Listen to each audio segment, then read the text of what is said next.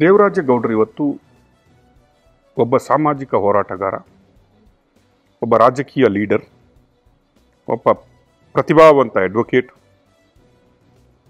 ಶ್ರೀಮಂತ common person. ಯಾಕಂದರೆ ಅವರು ಶ್ರೀಮಂತ ಕಾಮನ್ ಪರ್ಸನ್ ಅಂತ ಯಾಕೆ ಹೇಳ್ತಾ ಇದ್ದೀನಿ ಅಂದರೆ, ಅವರು 100 ಕೋಟಿಗೆ ಬೆಳೆ ಬಾಳ್ತಾರಂತ ಅವರೇ ಅಫಿಡವಿಟಲ್ಲಿ ಹಾಕಿದ್ದಾರೆ.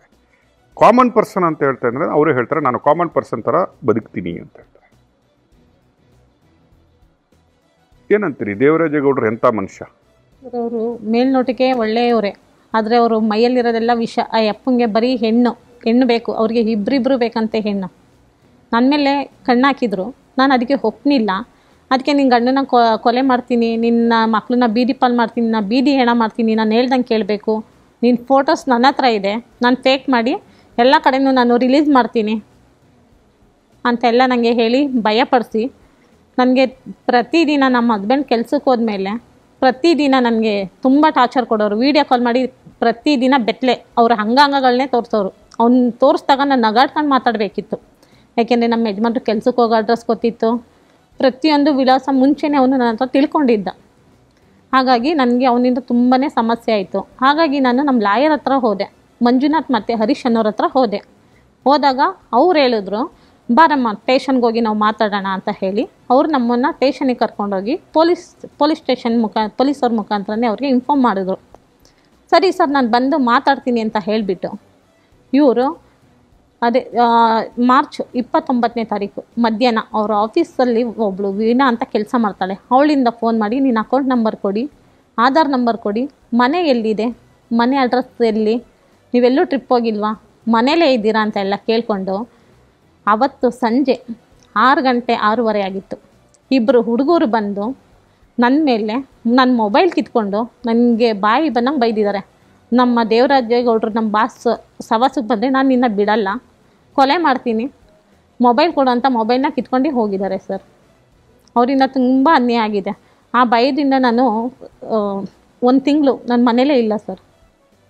ನಾನು ನನ್ನ ಗಂಡನೇ ಒಂದು ಕಡೆ, ನನ್ನ ಮಕ್ಕಳೇ ಒಂದು ಕಡೆ. ನಿಮ್ಮ ಊರು ಯಾವುದು? ನಮ್ಮ ಊರು ಹೊಳೆನರಸೀಪುರ. ದೇವರಾಜೇಗೌಡರು ನಿಮ್ಗೆ ಯಾವ ರೀತಿಯ ಪರಿಚಯ? ನನಗೆ ಫೇಸ್ಬುಕ್ಕಲ್ಲಿ 8 ತಿಂಗಳ ಹಿಂದೆ ಫೇಸ್ಬುಕ್ಕಲ್ಲಿ ಅಯ್ಯಪ್ಪ ನನಗೆ ಪರಿಚಯ ಆಗಿದ್ದು. ಪರಿಚಯ ಆದಮೇಲೆ ನನಗೆ ಒಳ್ಳೆ ರೀತಿಯಲ್ಲಿ ಅವರು ನನ್ನ ಹತ್ರ ಮಾತಾಡ್ತಾಯಿದ್ರು, ನಾನು ಒಳ್ಳೆ ರೀತಿಯಲ್ಲೇ ಮಾತಾಡ್ತಾ ಇದ್ದೆ. ಡಿಸೆಂಬರ್ 25ನೇ ತಾರೀಕು ನಾನು ನಮ್ಮ ಹಸ್ಬೆಂಡ್ ನನ್ನ ಕುಟುಂಬ ಸಮೇತ ಅವ್ರ ಆಫೀಸ್ ಮುಂದೆ ಚರ್ಚ್ಗೆ ಹೋಗಿ ಅವ್ರ ಆಫೀಸ್ ಮುಂದೆ ಹೋಗ್ತಾಯಿದ್ವಿ. ಆವಾಗ ಅವರೇ ನಮ್ಮನ್ನು ಒಳಗಡೆ ಕರೆದ್ರು. ಏಕೆಂದರೆ ಫೇಸ್ಬುಕ್ಕಲ್ಲಿ ಪರಿಚಯ ಆಗಿದ್ರು, ಆವಾಗಲೇ ನಂಬರ್ ಎಕ್ಸ್ಚೇಂಜ್ ಮಾಡಿಕೊಂಡ್ರು. ಆ ಎಕ್ಸ್ಚೇಂಜ್ ಮಾಡಿದ್ಮೇಲೆ ನನಗೆ ವೀಡಿಯೋ ಕಾಲ್ ಮಾಡಿದ್ರು. ಬೆಳಗ್ಗೆ ನನ್ನ ಕುಟುಂಬದ ಬಗ್ಗೆ ತಿಳ್ಕೊಂಡ್ರು. 4 ಸಲ ವೀಡಿಯೋ ಕಾಲ್ ಮಾಡಿದ್ದಾರೆ.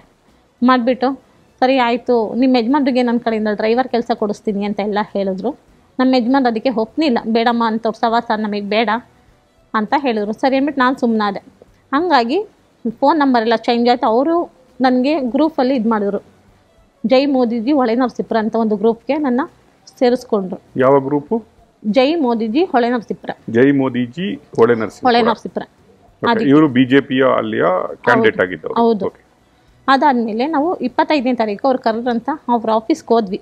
ಹೋದ್ಮೇಲೆ ನಮ್ಮ ಹಸ್ಬೆಂಡ್ ನನ್ನ ಮಕ್ಕಳು ಕೂತ್ಕೊಂಡು, ಅಲ್ಲಿ ಅವತ್ತು ಸುಮಾರು ಜನ ಇದ್ದರು, ಒಂದು 50 ಜನ ಇದ್ದರು. ಆವಾಗ ನನ್ನ ಕೂರಿಸ್ಕೊಂಡು ಮಾತಾಡಿದ್ರು. ನಾನು 2ನೇ ತಾರೀಕು MLA ಆಗ್ತಾಯಿದ್ದೀನಿ, ಈ ಫೆಬ್ರವರಿ 2ಕ್ಕೆ ನಿಂಗೇನಾದ್ರು ಸಹಾಯ ಬೇಕು ಅಂದರೆ ಕೇಳಮ್ಮ ಅಂತ ಹೇಳಿದ್ರು. ನಾನು ಹೇಳಿದೆ, ಸರ್ ನನಗೊಂದು ಪಾಣಿ ಆಗಬೇಕು, AC ಆಫೀಸಲ್ಲಿ AC ಕೋರ್ಟ್ ಹೋಗಿದೆ, ನನಗೊಂದು ಪಾಣಿ ಆಗಬೇಕಿತ್ತು, ಎಮರ್ಜೆನ್ಸಿ ಮಾಡಿಸ್ಕೊಡಿ ಸರ್ ಅಂತ ನಾನು ಹೇಳಿದೆ. ಸರಿ ಆಯ್ತಮ್ಮ, ನಾಳೆ ಬೆಳಗ್ಗೆ ಫೋನ್ ಮಾಡು ಅಂತ ಹೇಳಿದ್ರು. ನಾವು ಕುಟುಂಬ ಸಮೇತ ಮನೆಗೆ ಬಂದ್ವಿ. ಬಂದಮೇಲೆ ನೈಟ್ 10 ಗಂಟೆ ಮತ್ತೆ ಅವರೇ ಫೋನ್ ಮಾಡಿದ್ರು, ನಾನು ಹಾಸನಿಗೆ ಹೋಗ್ತಾಯಿದ್ದೀನಿ ಕಣೋ, ನೀನು ಇವತ್ತು ತುಂಬ ಚೆನ್ನಾಗಿ ಕಾಣಿಸ್ತಿದ್ದೆ, ನಾಳೆ ಬಾರೋ ನಾನು ಕೆಲಸ ಮಾಡಿಸ್ಕೊಡ್ತೀನಿ ಅಂತ ಹೇಳಿದ್ರು. ಸರಿ ಅಂದ್ಬಿಟ್ಟು ನಾನು ಫೋನ್ ಕಟ್ ಮಾಡಿದೆ. ಬೆಳಗ್ಗೆ ನಾನು ಅವ್ರಿಗೆ ಫೋನ್ ಮಾಡಿದೆ, ಏಕೆಂದರೆ ನನಗೆ ಎಮರ್ಜೆನ್ಸಿ ಅದು ಪಾಣಿ ಬೇಕಿತ್ತು. ಹಾಗಾಗಿ ಬೆಳಗ್ಗೆ ಫೋನ್ ಮಾಡಿದ್ರು. ಸರಿ ಆಯಿತು ಬಾ ಅಂತ ಹೇಳಿದರು. ನಾನು 10 ಗಂಟೆಗೆ ನಾನು ಹಾಸನಿಗೆ ಹೋದೆ. ನಮ್ಮ ಯಜಮಾನರು ಬಂದಿರಲಿಲ್ಲ. ಅವರು 12 ಗಂಟೆ ಹಂಗೆ AC ಆಫೀಸ್ಗೆ ಒಬ್ಬರು ಲೇಡಿ ಲಾಯರ್ನ ಕರ್ಕೊಂಡು ಜೊತೇಲಿ ಬಂದರು. ಬಂದಮೇಲೆ AC ಆಫೀಸಲ್ಲಿ ಯಶವಂತ್ ಅನ್ನೋ ಸರ್ನ ಮತ್ತು ತುಳಸಿ ಮೇಡಮ್ ಅನ್ನೋ ಸರ್ನ ನನಗೆ ಪರಿಚಯ ಮಾಡಿಸ್ಕೊಟ್ರು.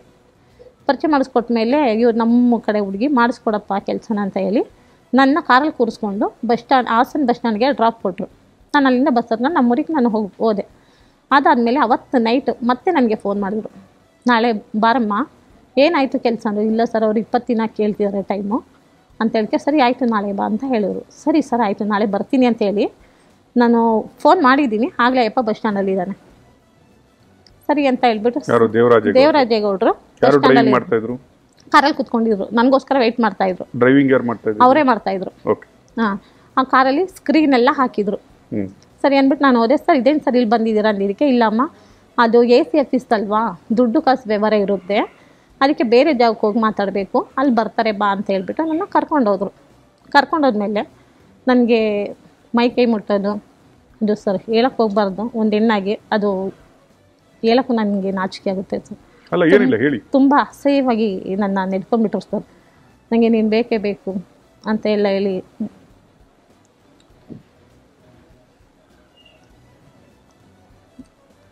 ತುಂಬ ಕೆಟ್ಟದಾಗಿ ನೆಡ್ಕೊಂಡಿದ್ದಾರೆ ಸರ್ ಅವ್ರು. ನಾನು ಅದಕ್ಕೆ ನಾನು ಅವಕಾಶ ಕೊಟ್ಟಿಲ್ಲ. ಅಳ್ತಾ ನಾನು ಕೂತ್ಕೊಂಡಾಗ ಬಸ್ ಸ್ಟ್ಯಾಂಡಿಗೆ ಕರ್ಕೊಬಂದು ನನ್ನ ಬಿಟ್ಟರು.